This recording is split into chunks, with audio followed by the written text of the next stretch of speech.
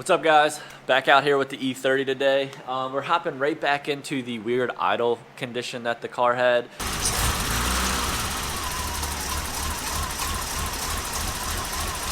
So I'm going to do a vacuum test today to see if it has a vacuum leak. I don't actually know if it does or not, but I went ahead and I purchased a smoke tester. Auto Tool smoke detector, smoke leak detector. We'll throw it up into the car and we'll see if we can detect some leaks, I guess. Loading, track with the lyrics like I'm bowling.